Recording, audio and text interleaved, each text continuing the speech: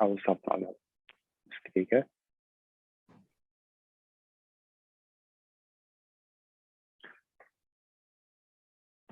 My name is Ahmad Aldhuferi. I'm a third year medical student at RCSI. It's a pleasure and privilege to give you this presentation with this amazing Kuwait Medical Association. It is run by the amazing President Aldhuferi and our amazing President of Academic Dima Khainij. I need to accept. Today our talk is going to be about our first step in doing an OSCE, which is history taking. What does history taking mean? Guys, my voice is clear or not? Just want to make sure before I jump into the presentation. Is my voice clear, guys?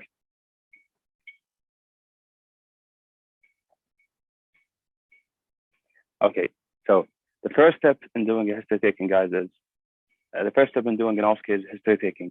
History taking is obtaining the patient demographic data. What does that mean? You need to obtain the patient's name, age, gender, occupation, and the reason why he comes to you. It is a very basic and easy thing to do. So for a year one perspective, or from a year one perspective, history taking, you need to know the structure of history taking. History taking is easy and simple. And today I'm going to give you a brief talk about history taking. So this is an overview of history taking. First of all, you need to introduce yourself to the patient, and then presenting complaint, which is why the patient has came to you today. There's a problem, definitely. That's the reason why he came. And then moving on to the past medical and surgical history, medications, allergy, social history, family history, and then ICE, which is ideas, concerns, and expectations, and systemic review. This is the basic structure that you need to learn, guys, to do an excellent history taking. History taking is a simple history you need to obtain from the patient. So let's move to the introduction to the patient. First of all, you need to introduce yourself to the patient and find out the patient's name, age, and where do they come from. So, for example, I can introduce myself to the patient by saying, "Hi, my name is Ahmad. Can I get your name, please? Nice to meet you, sir," for example. And then you need to ask him his age and where does he live. And then you need to also ask him if it's okay, I want to call you by this name, because some people feel offensive when you call them by the first name. So you need to check which name they are okay with it. And then you move on to the consent. Consent is the main point, guys. And this is like the key to the history taking. If you don't take the consent from the patient, you're marked 0. You can't take a history without a consent. So you need to tell the patient that I've been asked to take your history. This is a consent. It's like applying for his approval to take his history. So I've been asked to take your history. This will involve me asking you a few questions about what brought you here today. Is that okay with you? If he gives you the approval, you can go ahead. If not, then it's a different story. But everyone will give you an approval, trust me. And then before you move on and asking him, how can I help you today, and move to the presenting complaint, you need to have an agenda. What does an agenda mean? Agenda is, for example, when you take the consent, you would like to tell him, I would like to ask a few questions. And these few questions would involve me asking you what brought you here, and then moving on to the past medical history, moving on to your social, family, and then lastly, I'll do a systemic review, which is questioning about every organ questioning about the organs, questioning about the organs in your body. This is the agenda, so the patient can know what questions is coming up. And then there's 2 opening questions you can ask the patient to go to take his presenting complaint. First question is, how can I help you today? This is like an open question that everyone says, or what brought you here today, or what problem brought you here today. And then definitely he will tell you what brought him to the clinic today. Moving on to the presenting complaint. Presenting complaint, the key in this section is open questions.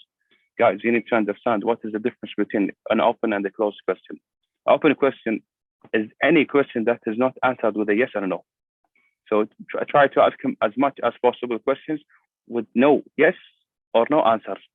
So for example, I have put like a good examples here. 4 examples, which is the first one, which is, could you tell me more about it? If he comes to you, for example, with a pain, you don't ask him. For example, where's the pain exactly? It's a direct question. You need to ask him an open question. You need the reason for the open questions is to allow the patient to tell you the story as much as he can. You want to know the story from him. You don't want to make up stories.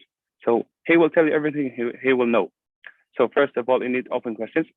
Could you tell me more about it? What is it like? Where do you feel it? You know, all of these questions are open. They can talk nonstop. And how long does it last? If it was pain, if it was cough, anything.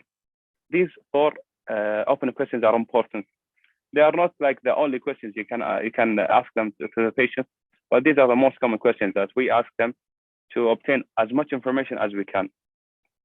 After we ask the patient an open question, we move to the closed questions. For example, if I ask them, could you tell me more about the pain?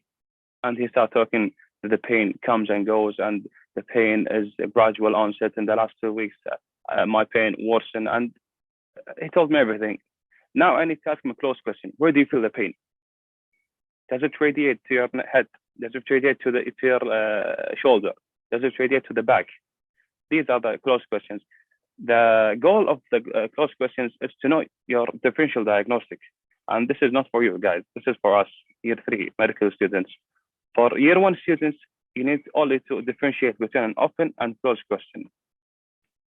And this is the main thing for the presenting complaint. The key is open questions. And they will mark you down if you don't ask.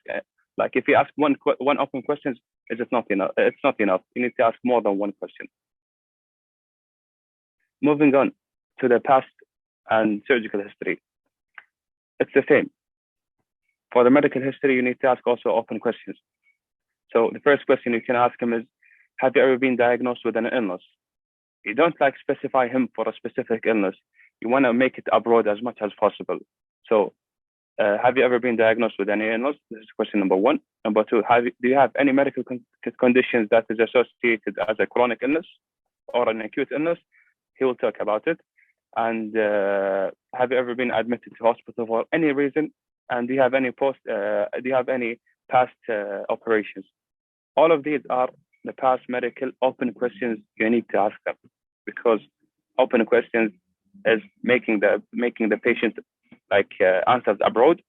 He's not like focusing on a specific thing that he needs to answer. Medical conditions involve any medical condition, he can tell you, and you won't be marked wrong for it. And then moving to after you ask him the open questions, you move on to the closed questions. And the closed questions is here, like you specify the question, and once you specify the question, the answers could be yes or no. That's the difference between open and closed questions. So have you ever been diagnosed with high blood pressure, hypertension? And here, the key, you don't tell the patient that do you have hypertension, or do you have, for example, anything that is associated like or meant in a medical way. You talk to the patient as he was a kid, like he doesn't understand any medical terms. Do you have any high blood pressure? Do you have any diabetes? If it was a cough, do you have any asthma? If it was a neuro history, do you have any epilepsy? And do you have high cholesterol? So the cardiovascular, for example, irregular heartbeats. It is associated with risk factors such as high cholesterol, high fat, and this stuff. And it is important to ask him, have you ever been diagnosed with depression? You know, in the meanwhile, right now in the world, depression, stress is a thing that we need to mention, because everything is happening around us now makes people more depressed, and more people are prone to depression than before. So asking depression specifically in this time or in this era is important. As we can see now with the COVID, everyone is not happy. And then moving on to the medications and allergies. And every time you move from one section to the section, now you take, like you say, now it's as you say, it's a moving sign, which is now I would like to move to the medical and allergy. Are you okay with that? Always try to make the patient comfortable with you. And then questions about the medical and allergies. Do you have any, and then for the medications, you would like to ask him, do you have any tablets or any medicines that are prescribed by the doctor? Do you take any OTC, which is over-the-counter preparations from pharmacies or anywhere else? All of these are important questions you need to ask them because they can interfere with the differential diagnostic. And do you take any herbal remedies? It's important. And any recreational drugs. Guys, this might seem offensive when you ask someone, do you take any recreational drugs? It seems offensive. So to ask it in a proper and a polite way, you would like to ask the patient, for example, sir, I want to ask you a question, and I don't mean it in an offensive way, but it's important to ask you in the history. Do you take any recreational drugs? They might, they can feel it like it is more they can feel it is a question that is required to ask in a history, and then after the answer, you always say to them, I appreciate your honesty for this question. They feel more comfortable with you. Even the next questions, they will answer them politely and honestly. Because if the patient doesn't trust you, he won't give you everything you want to know, and you will be marked down if you don't take every single information he has. Try to obtain every single information he has, and then important questions is allergies. People usually forget about allergies, and they will be marked down. You want to ask the patient if they have any allergies to any specific drugs, such as penicillin allergy, which is very common. And then you want to also obtain the information about what happened when he took this drug, for example, penicillin. Some people they are allergic to penicillin, so when they take penicillin, rash and nausea, vomiting, you need to note all of these symptoms.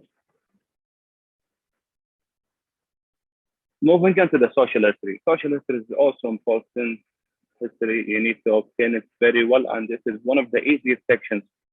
First of all, you need to ask the patient whether they're married or not. It's important. And do they live with their wives or not? And then moving on to the children.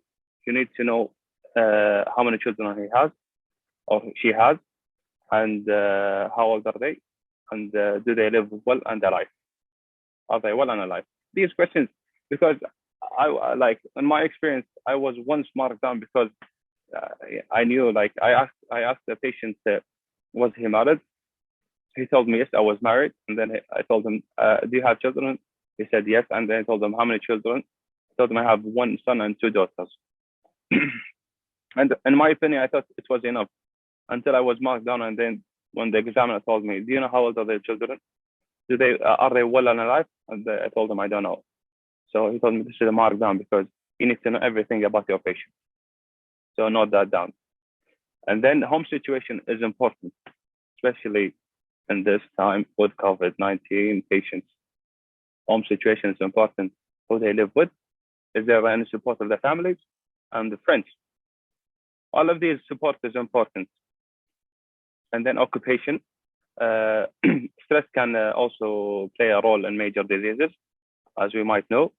And then occupations such as healthcare workers are stressed and overwhelmed by the work and their occupation at this time. So you need to note their occupation, and you need to ask them, is there any stress accompanied with your job? And then you need to ask them also whether the symptoms interfering with your daily life activities, such as occupation and other stuff.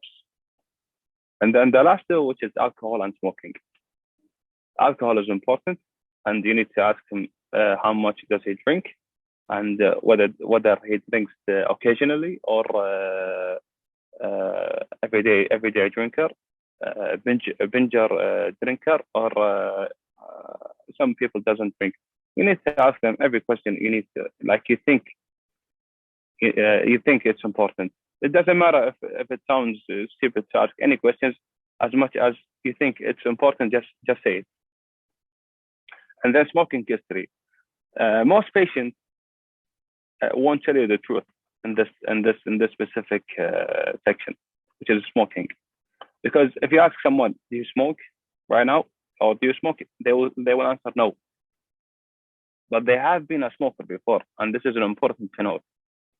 So you need to ask him, do you smoke? If he said no, and then you move to the next question, have you ever smoked? Because this is an important thing you need to note it for the patient. And then some of them will say, yes, I've been a smoker for 20 years, but I quitted like 1 week ago. If he quitted 1 week or 1 day ago, he will definitely say, no, I don't smoke anymore. And this is not true. And then once he, for example, if he was a smoker, you need to ask him, how long have you you have been smoking? And then secondly, how many cigarettes do you smoke a day? Because it's important when you're doing a summarize at the end for the patient history. You don't say, for example, the patient smokes 25 cigarettes a day for 20 years. No, you need to summarize it in a more medical term. So, for example, you don't say like he smokes 20 cigarettes a day. You need to calculate the pack years of smoking and then say it while you summarize. And to calculate the pack years of smoking, it's easy. You need to know how many cigarettes a patient smokes a day, divide by the number of a pack, which contains 20 cigarettes, and times it by smoking years. For example, if I was a patient, I told you that I smoke 20 cigarettes a day for 1 year. My pack years of smoking is 1, because 20 cigarettes divided by 20 is 1. 1 times 1 is 1. And then moving to the family history. Family history is a simple, quick history. You just need to know whether the patient parents are alive and is there any illnesses that run in the family. There is lots of hereditary and familial genetic diseases that run from family to family, and specifically, the most common ones are well known, and you need to note them down. And then lastly, which is ideas, concerns, and expectations of the patient. This is important thing, and it is easy, simple, direct questions. Ideas. You need to ask the patient, do you have any ideas, or what are your beliefs about what caused you the problem? They will tell you that I believe this and this and this caused me the problem. Because of this, I had this problem. They will tell you everything they know. And do you have any concerns? For example, some people that comes to you with a cough, and for example, a bloody cough. They might think that they have cancer, and then they say, I came here today because I have concerns about do I have or not cancer. So it's important to note their concerns and then ask them and tell them that tell them we will do everything we could do, but don't tell them things that is impossible or things you don't know. And then lastly, which is expectations. What does the patient expect from the problem? And you need to ask them, what's your expectations from this anything, consultation. He said, I expect to be better. I expect these symptoms to be elevated. You need to know his expectations and know whether or not they met the expectations. So all of these are important. And in my experience, in this section specifically, ideas, concerns, and expectations, we learned once in our mock exams and my final exams, specifically when I was in your shoes in year 1, that patients ask you a question and you will be marked down for it if you answer them in the way that you shouldn't. For example, what I mean in this section is a patient might come to you and say, hi, I just want to, at the end, before you summarize and everything, hi, I had a blood test that was done last week for my son, and is there any possibility you might give me the test results?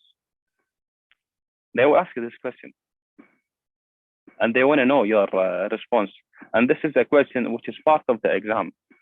So the correct way to answer this question is, some people say, yeah, I might check it up and then I'll give it to you. You will be marked down, and you will be marked down, and there will be a harsh feedback on you, because you are in a position where you can't disclose any information to the patient. So the correct way to answer this question is by telling the patient, I will speak to my supervisor, and I will make sure he will talk to you and give you the results. You need to tell her that my supervisor is in charge, but I will speak to him and then he will give it to you. You don't disclose any information at this point. And this is an important thing, and we got it a lot in our mock exams and in our final exams. I remember I got it twice. And then lastly, which is the systemic review that I always forget, to be honest. I just learned it now in year 3, to be honest. Systemic review is a questioning about every organ system in your body. At the end, you'd like to tell him, the patient, that I want to ask you questions. And these questions, I would like you to answer them with yes and no. So all of these are closed questions. So and then these questions, you want to note any other symptoms that are associated with the problem that he came to it. So, for example, general, you want to ask him about weight loss, fatigue, fever. Skin, any rashes or lumps, or any discoloration to the color, to the skin color. And then you want to ask him, did he experience any double vision or blurred vision? And then ears, does he have any ear aches, discharge, use of hearing aids? And then mouth, is there any bleeding in the gum, dry mouth? Anything you want to ask him, anything that involves an organ system into the body. Moving on to the cardiac, these are not like the only things you need to ask them, guys, but I usually ask these questions. There are like loads of them. Cardiac, for example, regular heartbeat, dyspnea, edema. There is different questions of heartbeat and different questions of the GI tract, neurological. But I think these are the simple ones. And to be honest, it depends on your history. So if it was like a GI tract, I will definitely ask them about, do you have any swallowing problems, heartburn, change in appetite, any loss of sensation, numbness, fainting, dyspnea, bleeding. It's more or less like yes or no questions, and it takes only 1 minute to do it. And I think you have, guys, 5 to 6, 7 minutes history taking. So I think this will take like 40 seconds, this section. And lastly, strategies to take a good patient history taking. Guys, you need to listen well to the patient. And trust me, the patient doesn't like to repeat a lot. He will repeat once and twice, but more than twice, he'll be more unhappy with this conversation. So you need to listen well, emphasize. Facial and body expressions are important. So what I mean about facial and body expression is important. Eye contact. You don't want to look down and write everything while the patient is speaking, because if he doesn't want to feel that he's speaking to a guy that is not even emphasizing with his body and facial expression. So you need to have a good eye contact. This is the key thing. And body expressions. You need to emphasize. You need to express. You need to ask, and try to emphasize as much as you can, and keep questions to the minimal. You don't want to repeat questions, because once the patient doesn't feel happy, trust me, he won't give you everything he knows. You want to make the patient comfortable and easy, so you can ask him as much questions as possible with the time frame that is given to you, and obtain as much information as you can. And then lastly, which is summarize and reflecting back. You need to feel the patient and check whether you missed everything. The summarizing section, I think, in my opinion, everyone has his own way, but in my way, or the way I do it, is like when I finish the history, I usually note 1 or 2 things to remember the history. So I summarize that at the end. And by summarizing, what I do is, for example, I say, hi, Mr.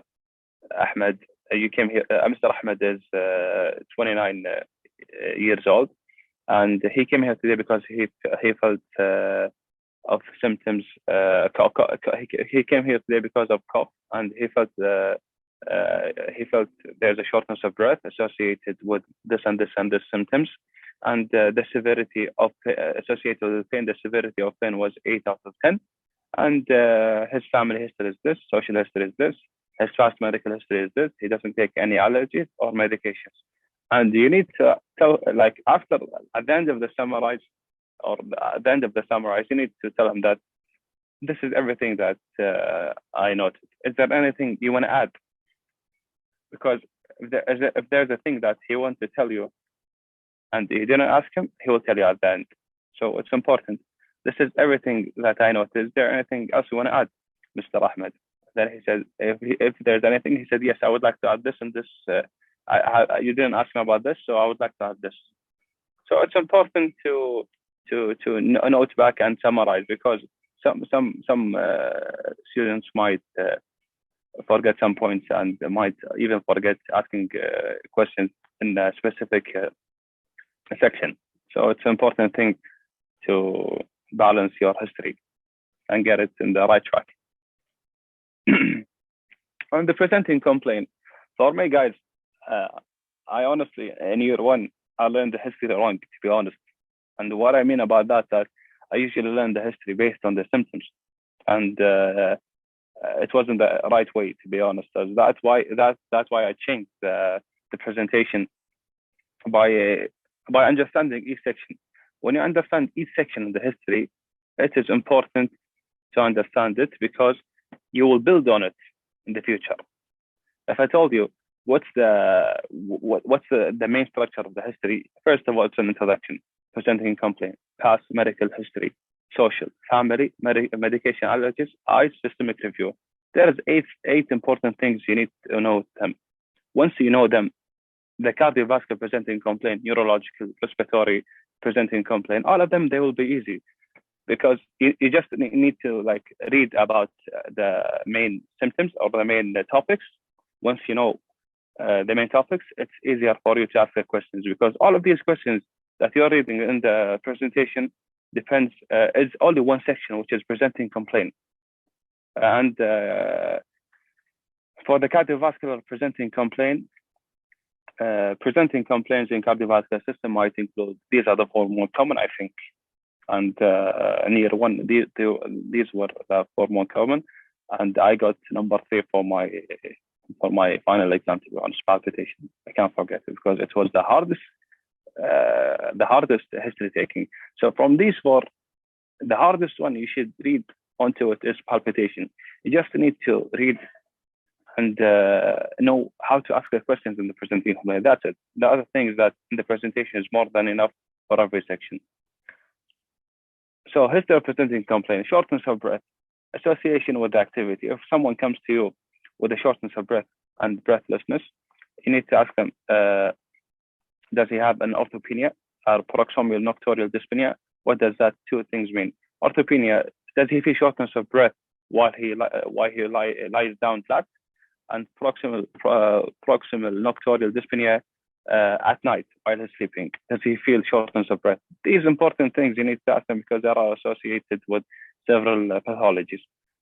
And shortness of breath, does it interfere with your activity? And does it also interfere with your daily life activities? All of these you need to know them, and it's easy. Edema, presence of edema. What does edema present? Whether it's in the ankle, leg, sacral, and the site. So all of these are important. And I don't, to be honest, I don't think edema will come on your exam in year one. And then palpitation, rhythm, and associated symptoms. Does the patient feel any blackout, dizziness? And is the palpitation means irregular heartbeat? And I think you will get the topics before you do the history, so it's okay. You just need to ask them the associated symptoms, which is dizziness, blackout, and any other symptoms. And then Socrates. Socrates is everything, to be honest, in the history, and you need to use it intelligently. In chest pain, for example, you definitely in any pain you use Socrates, and Socrates stands for sight, onset, character,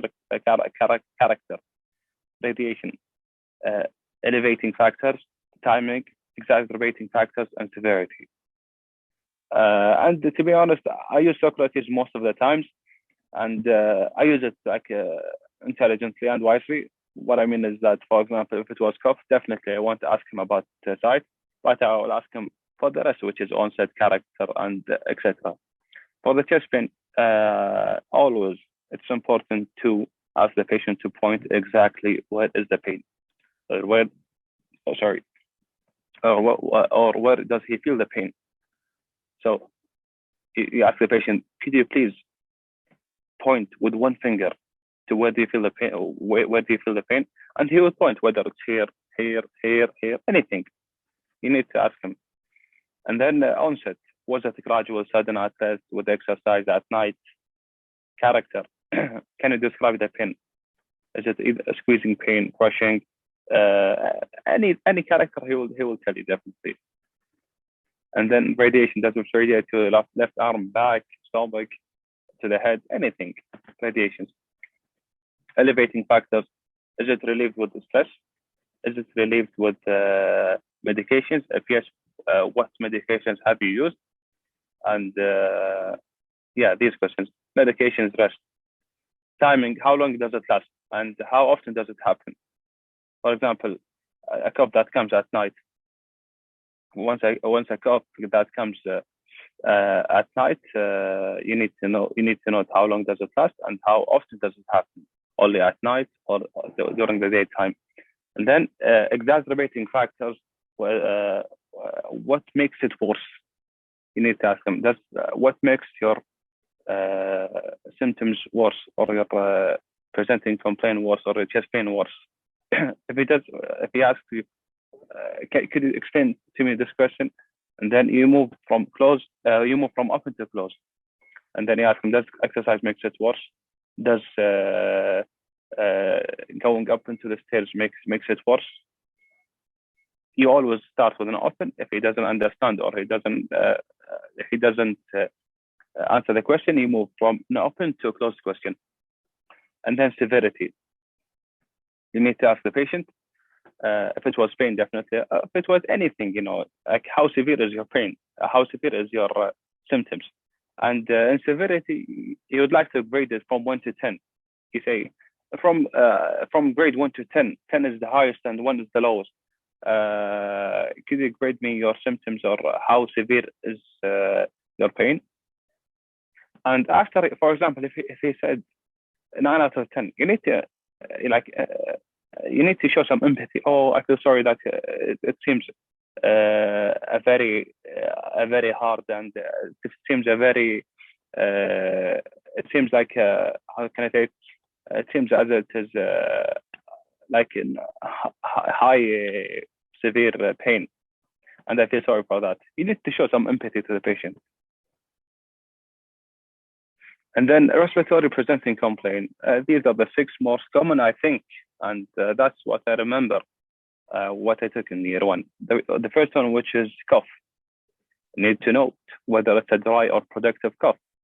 And then sputum, color and amount. You need to quantify it and know its color. For example, if it was a green, it is associated with an infection. If it was yellow, it's associated with an inflammation.